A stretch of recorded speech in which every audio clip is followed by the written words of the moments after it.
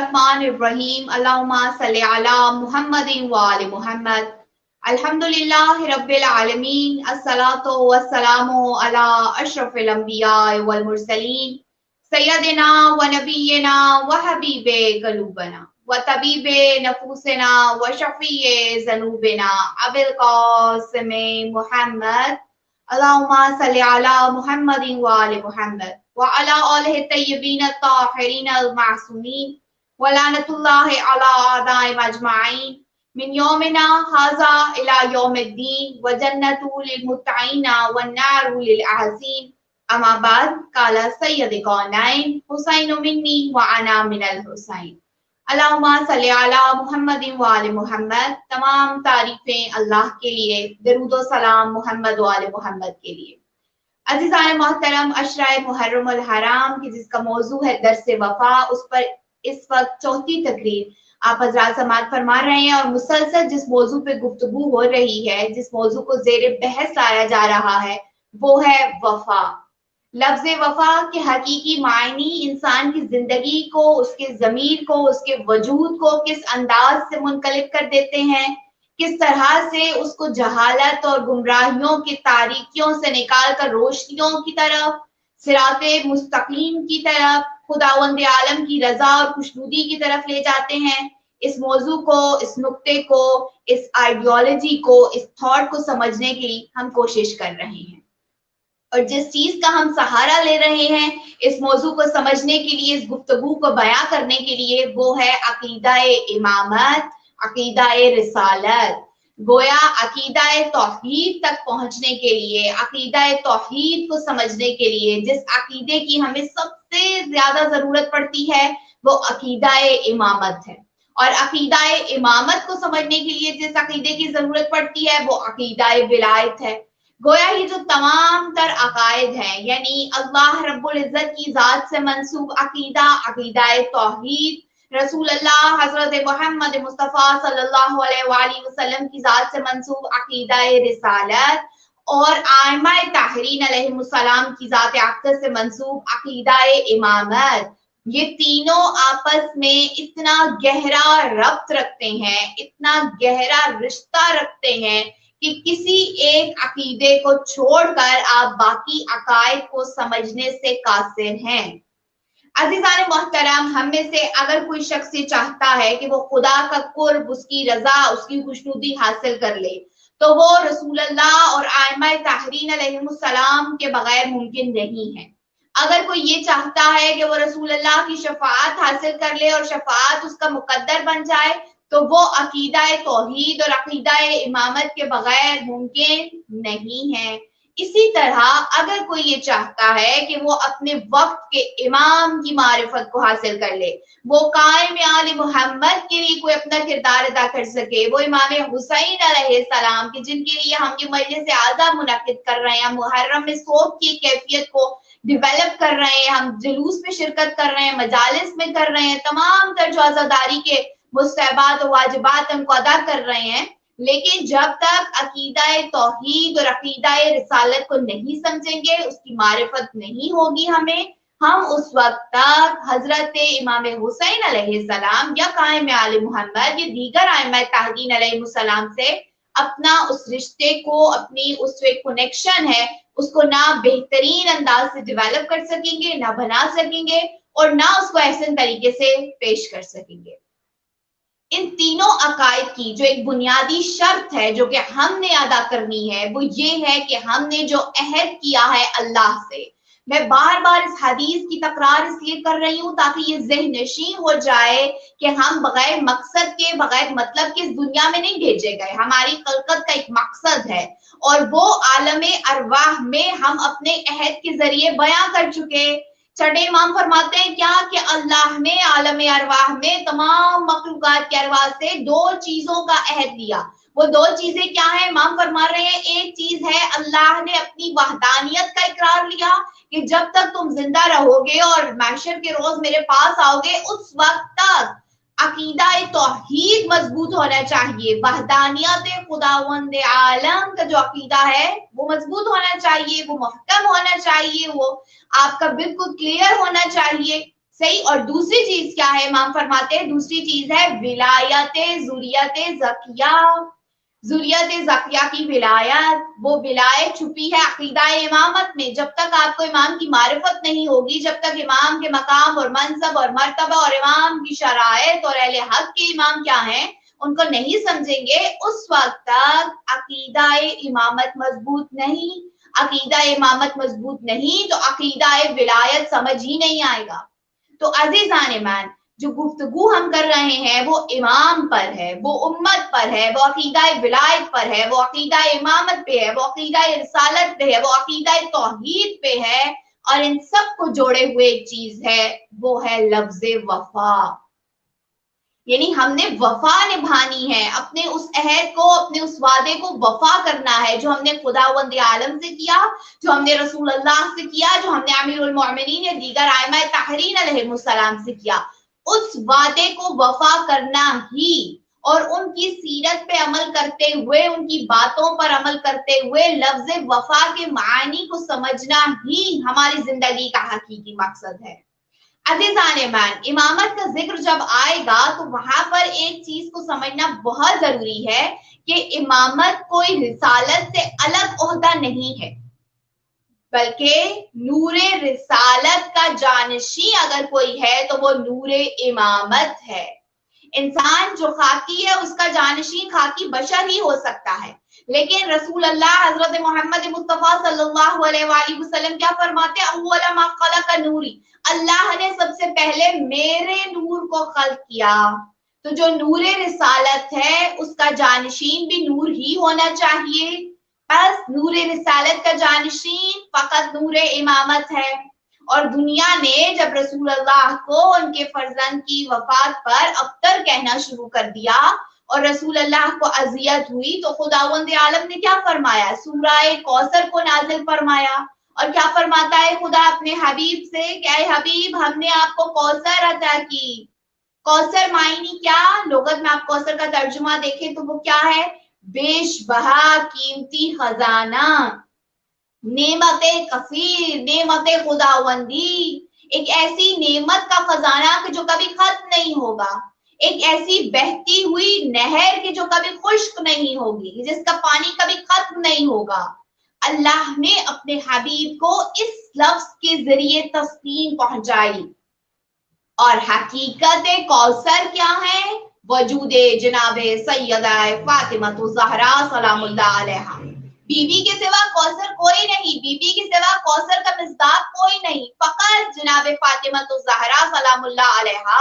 وہ بیش بہا قیمتی خزانہ، وہ بیش بہا قیمتی نعمت الہی ہے کہ جو اللہ نے اپنے حبیب کے تسکین قلب کی خاطر اس دنیا میں بھیجی. تو اللہ نے اپنے رسول کو وارث عطا کیا. دیکھیے، انسان کی خواہش ہے کہ اس کا کوئی وارث ہو. ہر انسان میں خواہش ہوتی ہے، ہر انسان چاہتا ہے کہ جو اس کا بزنس ہے، جو اس کی پراپرٹی ہے، جو اس کی جائیداد ہے، جو اس کے اعلی اخلاق ہیں یا دیگر چیزوں کا کوئی نہ کوئی ایسا ہو کہ جو اس کا وارث ہو. اور یہی چیز ہمیں انبیاء کی زندگی میں بھی نظر آئی کہ انبیاء نے جب خداوند عالم سے کچھ مانگا تو انہوں نے ایک اچھی اولاد، فرزند نرینہ کو طلب کیا. سورہ مریم میں خداوند عالم حضرت زکریا علیہ السلام کا ذکر کیسے کر رہے ہیں کہ حضرت زکریا کی جن کی عمر 100 برس سے زیادہ لکھی گئی، وہ محراب عبادت میں کھڑے ہوئے تو خداوند عالم کے ہاں اپنے ہاتھوں کو پھیلائے ہوئے کیا دعا کر رہے ہیں کہ اے خدا مجھے اپنے ہاتھ سے اولاد عطا کر، ایسی اولاد کہ جو میری وارث ہو اور یعقوب کی بھی وارث قرار پائے. یعنی حضرت زکریا علیہ السلام وارث طلب کر رہے ہیں. گویا نبی خدا اپنے لیے اپنے جو احسن اخلاق ہے، جو اپنی نبوت ہے، جو اپنی سیرت ہے، وہ مقام اور مرتبہ جو خدا نے دیا اس کی خاطر ایک وارث طلب کر رہے ہیں. تو خداوند عالم نے کیا فرمایا؟ زکریا ہم تمہیں بشارت دیتے ہیں کہ ہم تمہیں ایک فرزند عطا کریں گے کہ جس کا نام حضرت یحییٰ علیہ السلام ہوگا. اور اسی طرح کا ایک اور واقعہ ہمیں حضرت ابراہیم علیہ السلام کی حیات میں نظر آتا ہے کہ جب حضرت ابراہیم علیہ السلام کی عمر مبارک 100 برس یا ایک روایت کے مطابق اس سے زیادہ ہو چکی ہے، لیکن اس کے باوجود اللہ نے ان کو حضرت اسماعیل علیہ السلام عطا کیے، اللہ نے ان کو حضرت اسحاق علیہ السلام عطا کیے اور نسل ابراہیم میں نبوت اور امامت کے سلسلے کو جاری رکھا۔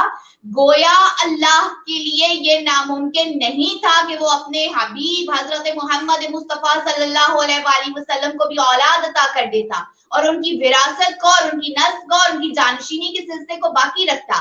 لیکن جب دنیا میں اللہ نے فرزند رسول کو بھیجا اور ایک روایت کے مطابق 3 برس سے زیادہ کوئی بھی فرزند رسول حیات نہ رہ سکا، تو وہاں مکہ کے لائن اور مشرکینوں نے رسول اللہ کو اذیت دینے کے لیے ابتر کہنا شروع کر دیا۔ اب رسول اللہ کو سخت صدمہ پہنچا اور بارگاہ رسالت میں جب وہ حاضر ہوئے خداوند عالم کی بارگاہ میں، خداوند عالم نے اپنے حبیب کو منقلب دیکھا، پریشان دیکھا، تکلیف میں دیکھا، تو فوراً سورہ کوثر نازل کی کہ اے میرے حبیب آپ پریشان نہ ہو، بسم اللہ الرحمن الرحیم، انا اعطیناک الکوثر، اے حبیب ہم آپ کو کوثر عطا کرتے ہیں۔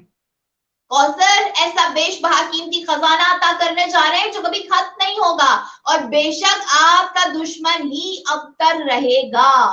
حضرت محمد مصطفیٰ صلی اللہ علیہ وآلہ وسلم نے جن فضیلتوں پر فخر کیا ہے اور بیان کیا ہے کہ اللہ نے مجھے یہ فضیلت بھی دی، یہ فضیلت بھی دی، یہ فضیلت بھی دی، اس میں کوثر کا ملنا بھی رسول اللہ فرماتے ہیں کہ یہ اللہ نے خصوصی فضل و کرم کیا مجھ پر کہ ہر شخص کی اولاد اس کے بیٹے سے چلتی ہے، لیکن اللہ نے میری اولاد، میری نسل فاطمہ کی نسل کو قرار دیا ہے۔ فاطمہ کی اولاد میری اولاد ہے۔ قرآن پاک میں سورہ مباہلہ میں جب اللہ نے حکم دیا کہ تم ان سے کہو کہ وہ اپنے بیٹوں کو لائیں، ہم اپنے بیٹوں کو لاتے ہیں، تو قرآن کی روح سے ابناءنا کے مقام پہ کون سی ہستیاں گئی ہیں؟ فرزندان فاطمہ اور علی علیہ السلام۔ یعنی کیا کہ قرآن پاک میں بھی اگر رسول اللہ کے جانشین اور ان کی وارث کوئی ہیں تو وہ کون؟ وہ امام حسن علیہ السلام اور امام حسین علیہ السلام ہیں۔ اور احادیث میں تو خود رسول اللہ متعدد مرتبہ یہ فرما چکے کہ فاطمہ کے بیٹے میرے بیٹے ہیں، امام حسن اور امام حسین علیہ السلام میرے فرزند ہیں، میرے جانشین ہیں۔ اس کے علاوہ متعدد احادیث کے جن میں دیکھیے رسول اللہ فرماتے ہیں، یہ مسند حنبل میں بھی موجود ہے، صحیح بخاری میں بھی موجود ہے، صحیح مسلم میں بھی موجود ہے، بہار الانوار میں بھی موجود ہے، یعنی کیا کہ متفق علیہ حدیث۔ وہ کیا؟ رسول اللہ فرماتے ہیں کہ یہ میرے بیٹے امام حسن اور امام حسین علیہ السلام کے بارے میں فرما رہے ہیں، یہ میرے بیٹے دونوں امام ہیں، چاہے بیٹھے ہوں چاہے کھڑے ہوں، یعنی یہ جس حالت میں بھی ہوں گے یہ امام ہیں۔ پھر فرماتے ہیں سید شباب اہل جنہ، جنت کے جوانوں کے سردار۔ امام حسن مجتبی علیہ السلام کو آغوش میں لیے ہوئے خطبہ ارشاد فرما رہے، اور ایک مرتبہ خطبہ روک کے رسول اللہ اپنی امت کے سامنے کیسے تعارف کرا رہے، فرما رہے یہ میرا بیٹا حسن سید و سردار ہے۔ امام حسن مجتبی علیہ السلام کا ایک لقب سید ہے، یہ ان کو رسول اللہ نے عطا کیا۔ اور امام حسین کے بارے میں حدیث میں کیا فرماتے ہیں؟ حسین منی وانا من الحسین، حسین مجھ سے ہے اور میں حسین سے ہوں۔ کبھی ان کو اپنی آغوش پہ بٹھاتے ہیں، ایک زانو پہ امام حسن مجتبی، ایک زانو پہ امام حسین علیہ السلام، کبھی مدینے کی گلیوں سے گزر رہے ہیں اور ان کو اپنے کندھوں پہ سوار، اپنے دوش پہ سوار کیے ہوئے ہیں، اپنی زلفیں ان کے ہاتھوں میں پکڑائے ہوئے۔ کبھی امام حسین علیہ السلام اگر رسول اللہ کی پشت پہ آ گئے تو نماز کو مکمل کرنے کے بجائے امام حسین علیہ السلام کی راحت کو مقدم رکھا۔ کبھی دیکھا کہ امام حسن مجتبی علیہ السلام دربار میں داخل ہو رہے ہیں تو خطبے کو روک دیا، اترے مقام سے، جا کے امام حسن مجتبی علیہ السلام کو اٹھایا، اپنی آغوش سے بٹھا اور پھر خطبے کو جاری کیا، فضائل امام حسن مجتبی علیہ السلام بیان کرتے ہوئے۔ یعنی بار بار رسول اللہ ان احادیث کی تکرار کیوں فرما رہے ہیں؟ وہ رسول کی جس کے بارے میں خداوند عالم فرماتا ہے کہ یہ میرا نبی کچھ نہیں کہتا جب تک کہ ہم اس پر وحی نہیں کرتے، تو وہ وحی الہی، وہ حکم الہی بار بار کیوں امام حسن اور امام حسین علیہ السلام کے فضائل کے لیے ہے؟ بار بار کیوں دہان رسالت سے صرف فضائل امام حسن اور امام حسین علیہ السلام بیان ہو رہے ہیں؟ اس کے پیچھے مقصد تھا۔ مقصد کیا تھا؟ کہ امت سمجھے، مسلمان سمجھیں، لوگ سمجھیں، مخلوق خدا سمجھے یہ بات کہ رسول اللہ کے بعد جانشین رسالت کوئی ہیں تو وہ ان کے یہ 2 فرزند ہیں جن کو مباہلے میں دکھایا گیا، جن کو آیت تطہیر میں دکھایا گیا، جن کو سورہ دہر کے شان نزول میں بتایا گیا، اور بارہا بتایا گیا کہ یہ جانشین رسالت ہیں، ان کی امامت کو سمجھیں، ان کی امامت پہ غور و فکر کریں، ان کو اپنا امام مانیں. اور بعد از رسول خدا جس طرح سے غدیر میں ولایت علی ابن ابی طالب علیہ السلام کا اعلان کیا گیا، بادشاہی ولایت کو بیان کیا گیا، وہ کیا تھا کہ رسول اللہ نے اپنے بعد اپنے مقام اور منصب کو امیر المومنین علی ابن ابی طالب علیہ السلام کے حوالے کر دیا، اور ان کے بعد ان کے فرزند امام حسن مجتبی علیہ السلام، ان کے بعد ان کے فرزند امام حسین علیہ السلام، اور یہ سلسلہ چلتا رہا تا قائم آل محمد. جانشین رسول موجود ہیں، وارث رسالت موجود ہیں، رسول اللہ کی جو وراثت ہے، جو علم ہے، جو شجاعت ہے، جو حکمت ہے، جو بہادری ہے، جو غیرت ہے، جو خودداری ہے، جو صاحب عصمت ہونا ہے، صاحب معجزہ ہونا ہے، یہ تمام تر چیزیں وراثت میں ملی ہیں ائمہ کو. تو رسول اللہ کے وارثین موجود ہیں اور اس وقت بھی موجود تھے. ایک واقعہ تاریخ میں ہمیں ملتا ہے کہ ایک شخص کہ جن کا نام جناب ابو سمسام ہے، وہ آئے، رسول اللہ صلی اللہ علیہ وآلہ وسلم اس دنیا سے جا چکے. وہ آئے اور کہنے لگے کہ میں رسول اللہ سے ملاقات کرنا چاہتا ہوں. لوگوں نے بتایا کہ تو رسول اللہ تو موجود نہیں، ان کی تو وفات ہو چکی، وہ تو ظاہراً یہاں سے جا چکے. اب وہ کہنے لگے کہ اچھا پھر مجھے وارث نبی کے پاس لے چلو. جناب ابو سمسام نام ہے، اور اس روایت کو مختلف کتابوں میں مختلف انداز سے نقل کیا گیا. جناب ابو سمسام کو وہی مسجد میں موجود ایک شخص تھا، اس نے ان کا ہاتھ پکڑا اور ان کو حاکم وقت کے پاس لے گیا اور کہا کہ یہ وارث نبی ہیں، ہم نے ان کو منتخب کیا ہے اور جانشین رسالت ان کو دے دی ہے، تو یہ جانشین ہے رسول اللہ کے، آپ ان سے پوچھ لیں آپ کو جو بھی بات کرنی ہے. اب حاکم وقت نے پوچھا کہ کیا معاملہ ہے، کیا مسئلہ ہے، کیا چاہتے ہو؟ جناب ابو سمسام نے کہا کہ جب میں نے دین اسلام کو قبول کیا تھا، حضرت محمد مصطفیٰ صلی اللہ علیہ وآلہ وسلم نے مجھ سے یہ فرمایا تھا کہ اے ابو سمسام، اگر تم 80 قبیلوں کو دعوت دو اسلام کی اور وہ 80 کے 80 قبیلے اسلام قبول کر لیں تو تم میرے پاس آنا، میں تمہیں 80 ناکے عطا کروں گا کہ جو سرخ ہوں گے، جن کی سفید آنکھیں ہوں گی، سیاہ دیدے، یمن کے زبود کے ساتھ ان کے تھان لدے ہوئے ہوں گے، میں تمہیں ایسے 80 ناکے عطا کروں گا. حاکم وقت نے کہا کہ یہ تو رسول اللہ نے تم سے وعدہ کیا، کوئی گواہ ہے تمہارے پاس؟ جناب ابو سمسام نے کہا کہ گواہ تو نہیں ہے، میرے پاس تحریر ہے رسول اللہ کی جو انہوں نے مجھے لکھ کر دی ہے. یہ بات تحریر طلب کی گئی، جناب ابو سمسام نے ہاتھ بڑھایا اور تحریر دی. تحریر کو جب پڑھا جانے لگا تو وہاں پر لکھا یہ امیر المؤمنین علی ابن ابی طالب علیہ السلام کی، یعنی کیا مولائے متقیان سے رسول خدا نے یہ جملے لکھوائے کہ میں ابو سمسام کو 80 ایسے سرخ ناکے دوں گا اگر اس نے 80 قبیلوں کو اسلام قبول کروا لیا، ان کو دعوت اسلام کی دی اور انہوں نے کر لیا، تو یہ میرا وعدہ ہے کہ میں اس کو 80 ناکے عطا کروں گا.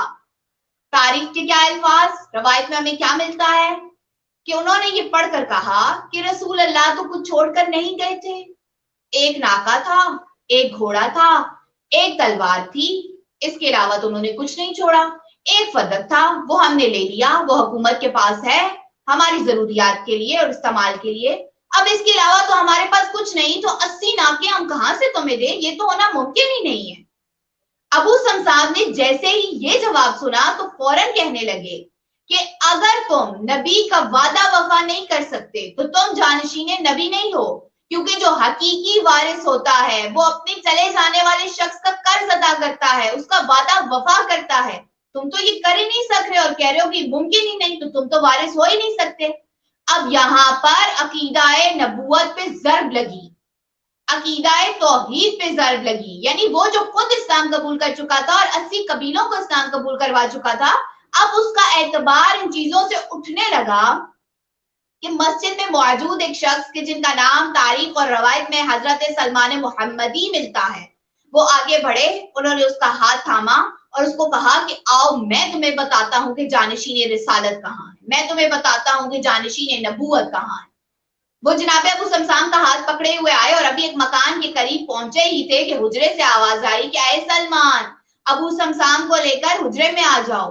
جناب ابو سمسام بہت پریشان ہوئے، اور کہنے لگے کہ یہ کون شخص ہے جو مجھ سے ملے بغیر، مجھے جانے بغیر میرا نام جانتا ہے۔ جناب سلمان محمدی نے فضائل امیر المومنین کو بیان کرنا شروع کیا۔ جناب سلمان فرمانے لگے کہ یہ وہ ہیں جو فاتح ہیں خیبر، خندق، بدر، حنین اور احد کے۔ یہ وہ ہیں کہ جن کو رسول اللہ نے اپنی بیٹی عطا کی اور ان کا نکاح عرش اعلیٰ پر اللہ رب العزت نے پڑھایا۔ یہ وہ ہیں کہ جن کو امیر المومنین کا لقب خود خداوند عالم نے عطا کیا۔ یہ وہ ہیں کہ جن کی ولایت کو واجب قرار دیا گیا اور غدیر قم میں رسول اللہ نے حکم الہی کو لوگوں کے سامنے بیان کیا اور ان کی ولایت کی بیعت لی گئی۔ یہ وہ ہیں کہ جو امیر المومنین ہیں، امام المتقین ہیں، امام الاوصیاء ہیں، قاتل المشرقین ہیں۔ گویا مولائے متقیان کے فضائل کو جناب سلمان محمدی بیان کرتے جا رہے تھے، اور جیسے ہی جناب ابو سمسام کی نگاہ مولائے متقیان پہ پڑی، وہ فوراً آگے بڑھے، مولا کے ہاتھوں پہ بوسہ لیا اور تحریر پیش کر دی۔ امیر المومنین نے ان کی تحریر کو پڑھا اور کہا کہ ہم نبی کا وعدہ وفا کریں گے۔ جو رسول اللہ نے تم سے وعدہ کیا اور جو یہ تحریر لکھ کر دی ہے، اس وعدے کو میں وفا کروں گا۔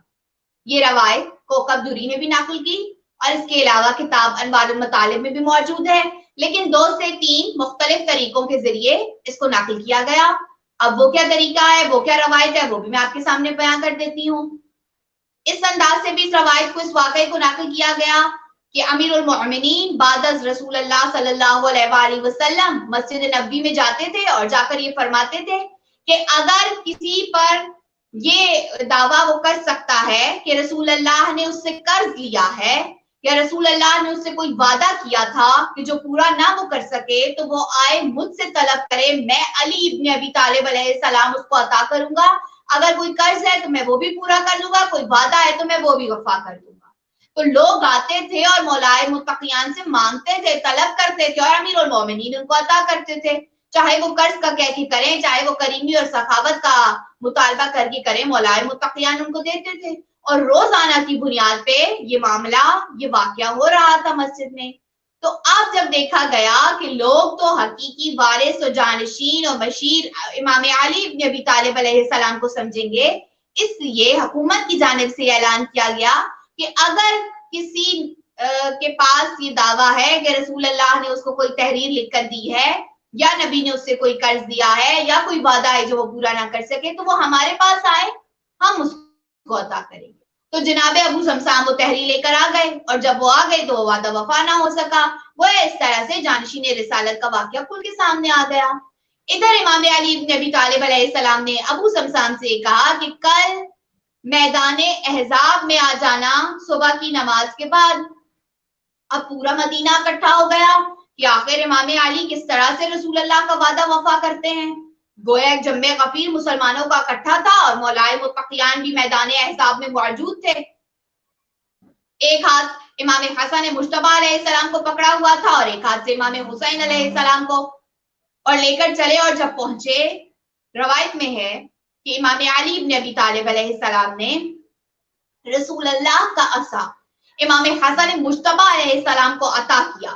گویا امام علی ابن ابی طالب علیہ السلام امت کے سامنے اپنے بعد اپنے جانشین کا تعارف کرا رہے تھے کہ میرے بعد اگر کوئی جانشین ہے، میرے بعد اگر کوئی امام ہے تو وہ میرا بیٹا امام حسن مجتبی علیہ السلام ہوں گے۔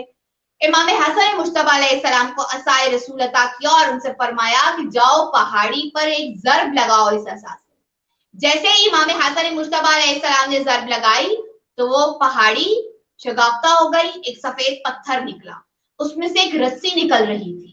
امام حسن مجتبی علیہ السلام نے جناب ابو سمسام سے کہا کہ اس رسی کو آپ کھینچیں اپنی طرف۔ اب جیسے جیسے جناب ابو سمسام کھینچتے جاتے تھے تو وہاں سے ناکے برآمد ہوتے جاتے تھے، ایسے ناکے کہ جن کا وعدہ رسول اللہ فرما چکے تھے کہ جو سرخ ہوں گے، جن کی سفید آنکھیں ہوں گی، جن کے سیاہ دیدے ہوں گے، گویا وہ تمام تر کوالٹیز جن کا وعدہ رسول اللہ نے کیا تھا، وہ ناکے نکلتے جا رہے تھے، ایک کے بعد دوسرا، دوسرے کے بعد تیسرا، حتیٰ کہ 80 ناکے اس پہاڑی سے نکلے۔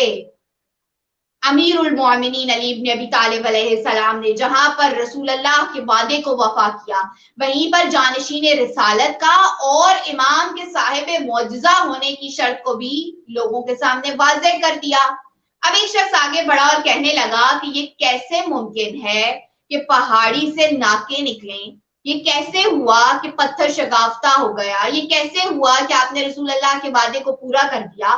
تو امیر المومنین علی ابن ابی طالب علیہ السلام نے فرمایا کہ کیا تم نے قرآن پاک نہیں پڑھا کہ جس میں ناقہ صالح کا ذکر ہے کہ جب امت نے ان کو نبی ماننے سے انکار کر دیا اور کہا کہ ہم نبی صرف اس وقت مانیں گے کہ اگر ایک پہاڑ میں سے آپ ناقہ کو برآمد کر دیں اور یہ معجزہ ہم اپنی آنکھوں سے دیکھیں۔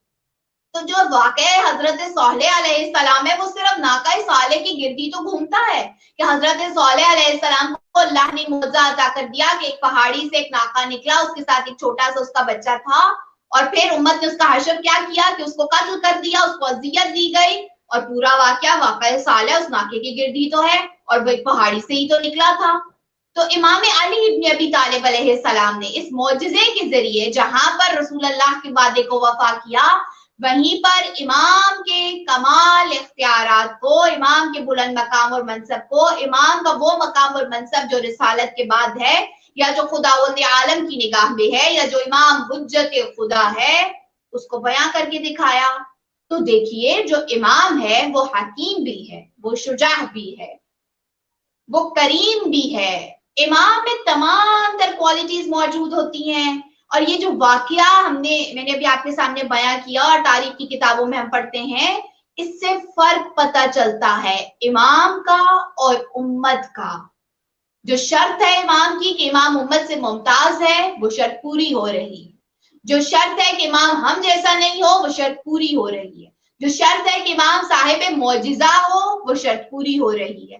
صاحب معجزہ کیا؟